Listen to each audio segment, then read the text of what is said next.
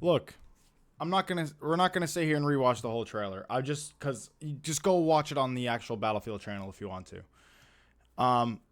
Before I go on a little bit of a tangent here, I just want to point out that I have seen the gameplay of this game, and overall, I think it's better than Battlefield 2042 and Battlefield 5, which is a large step in the right direction. I just want to iterate that before we go into anything. It's just so that I think this game has a lot of potential to be good. Therefore, there's a lot of stuff I want to lay out that bugs me about it. I mean, and I'll be honest, I've never even played it. Like, and this is why a lot of my judgment is on the game itself is going to be reserved until I get the chance to play it. But there's some stuff I'm seeing in gameplay as well as this trailer that is concerning, and I'm going to kind of talk about like things that really concern me versus stuff that isn't that big of a deal, and a lot of just minor stuff at the same time. But there's something about this game, and it's a trend I've noticed with each new Battlefield, and it really shows itself in 2042. But when I watched this trailer, for example, like if you look at like the reveal trailer, and this is something they do, not so much this shot because this is like a mobilization shot, but if you look at like, okay, this is something I noticed. They started doing it in 2042, and I mean, maybe I could rewatch the 5 ones real quick, but I don't understand this. They show it off as just hundreds of soldiers like running in like a medieval style combat where it's like Lord of the Rings. Like they do this in the 2042 trailer as well, and I noticed it right off the rip, and I think it was just to show off the 128 players they had. It was kind of like an advertising thing for that. But this game, I believe, only has 64. So I don't understand, just like, why is everyone running around like they're in medieval combat? That's just whatever. Small thing. I'm not a big fan of the whole private military enemy thing. I say just send it and do World War III, dude, but whatever. We could work with we don't mind that. It's all right. I mean, it's kind of cool that we're getting some European vehicles. Just kind of crazy that like it's depicted in this way. But I want to go to like shots. I want to find shots of the F-16 right there, dude. What's he carrying, bro? Like just and he's taking off of an aircraft carrier, bro. What's he carrying, dude? He's just going up in the air, and not only is he just going up in the air, I think this is a carrier. And you know what? Like maybe the carrier I could buy because they do have the tail hooks on those jets, and let's just say whatever. There's no safe place for them to take off, so they have to take off from carriers now. Like okay, I'll buy that. But dude, it's just what's he doing? He has nothing on. He doesn't even have like missiles on. But again, just minor details that are not that's something you would see in a DICE Battlefield. Not so much a new DICE.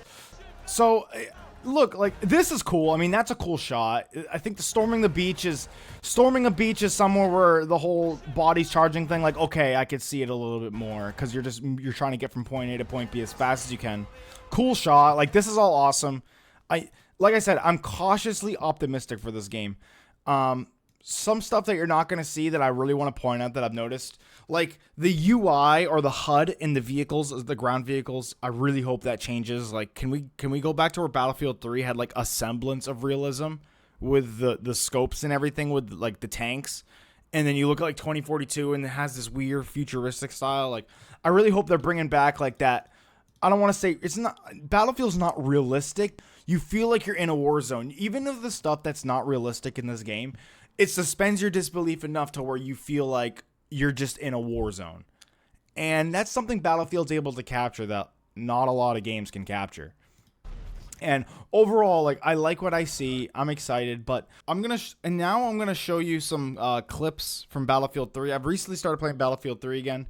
And there's stuff that's in that game that needs to make its way into Battlefield 6. I'll go right through it all with you. Oh, damn. Don't remind me, bro. You're scaring me.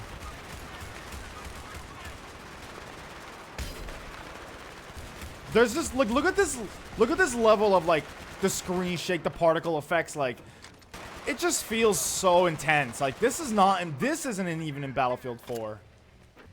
In the rain and stuff, like, I don't know. I'm not saying Battlefield 4 doesn't have good graphics and immersion, like it does, but there's something this game has that game doesn't.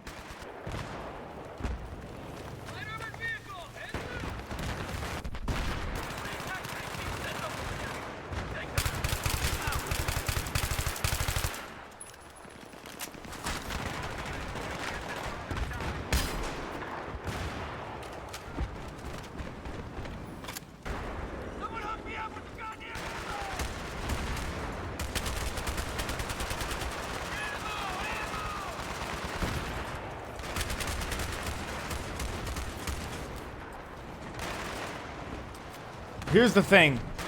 I don't think Battlefield 6 is gonna have voice lines like that, dude. These voice lines, even Hell Let Loose and Squad don't top it with immersion, dude. It is leagues above everything else, dude. And this game came out in 2011, and its voice acting in the lines is just unbelievably well done. Oh shit, dude. He did not clear the grenade.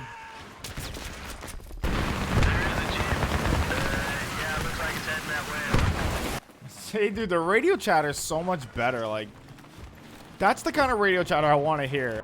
Now we're gonna have women.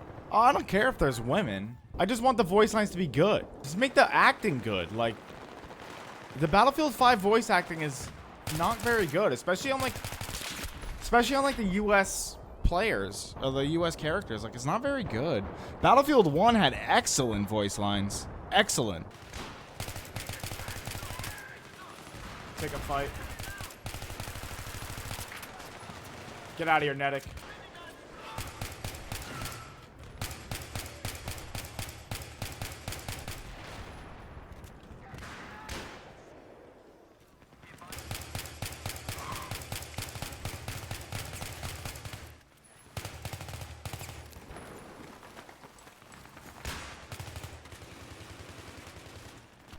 I mean, yeah, look, I'm not saying Battlefield 6 doesn't seem like it's in a good direction. I think Battlefield 6 looks like it's, like I said, it looks better than Battlefield 5 and 2042, which is a step in the right direction.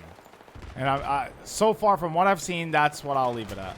Battlefield 6 not having, like not having voice comms or proxy chat is a massive L. A massive missed opportunity that they're doing right now. It's a massive mistake, and they need to correct it immediately.